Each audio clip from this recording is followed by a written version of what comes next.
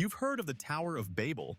Think of it as humanity's very first group chat that suddenly got everyone muted. According to Genesis 11, humanity started out chatting on the same language channel.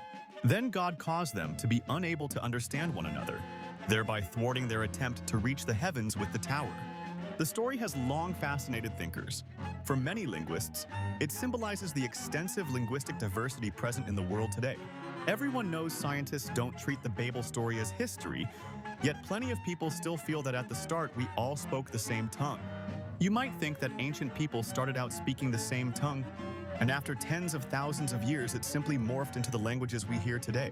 Contrary to intuitive assumptions, the development of languages may resemble the independent creation of scripts and civilizations in different regions, rather than spreading from a single ancestral tongue.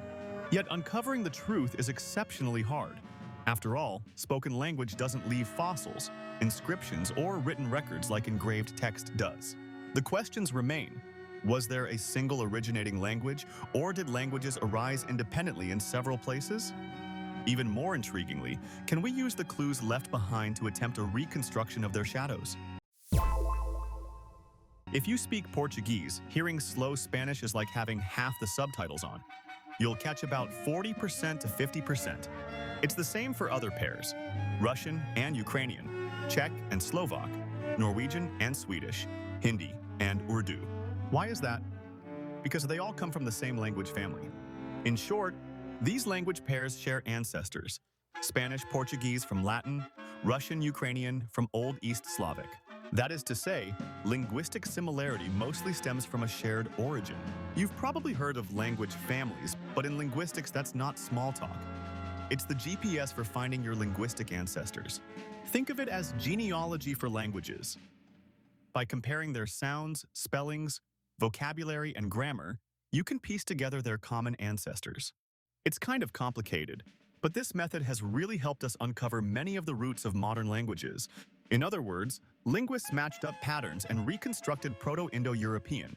It's basically the great-grandparent of languages like English, Hindi, Greek, Persian, and Russian. Using the same methods, linguists have reconstructed the proto-languages of several major language families, such as Proto-Indo-European, within a time depth of roughly 6,000 to 10,000 years. So you might think, can we just apply the same method to these families and push further back? Nope. Unfortunately, the comparative method breaks down at a time depth of roughly 6,000 to 10,000 years. The already reconstructed major language families act as a historical boundary.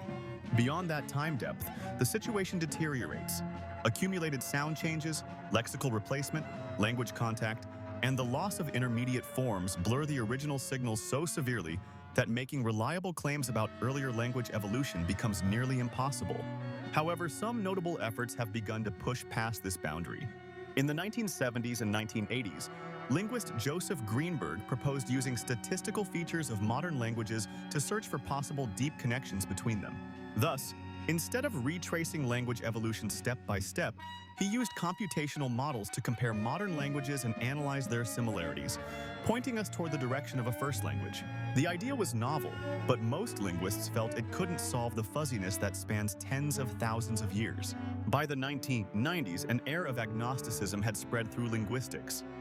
Most scholars believe that whether a first language existed, let alone what it looked like, could never be known with certainty.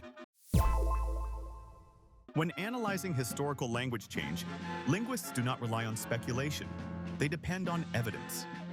Instead, they draw on multiple sources as landmarks, which provide real data against which language change can be compared. Ancient texts, inscriptions, traces of cultural contact, and geographic distribution give linguists reference points for precise analysis. Clearly, prehistoric languages left no written marks, so linguists can't just trace them forward. However, recently, researchers have begun developing new ways to locate these crucial landmarks in order to push the time depth of language further back than before.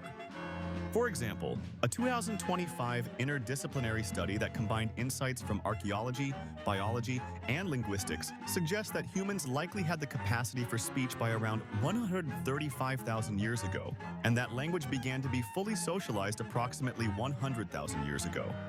Building on these interdisciplinary approaches, in February, another research team used neural network models to analyze words in a way analogous to how biologists study genetic variation.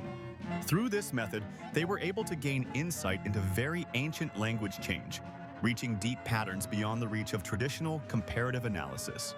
Although this work is still in its early stages and not yet settled as fact, it brings an exciting new direction to historical linguistics, revealing real potential for solving the mystery of prehistoric language. Bottom line, it'll take a few more years of argument and polishing, but it looks like we've found a way to pose the question of whether there was a first language. Bottom line, we still don't really know if the Tower of Babel story is talking about the original language. This thing's been buried for so long. Only just recently did we get our hands on tools to actually study it. Until those mysteries are unraveled, this research journey remains for historical linguists like a continually rising and layered Tower of Babel. It requires linguists, anthropologists, archaeologists, and biologists working together to accumulate evidence over time, all hoping to one day overcome the barrier of time. As Merritt Rulin put it, the origin of language may be one of the hardest problems human thought has ever tried to solve.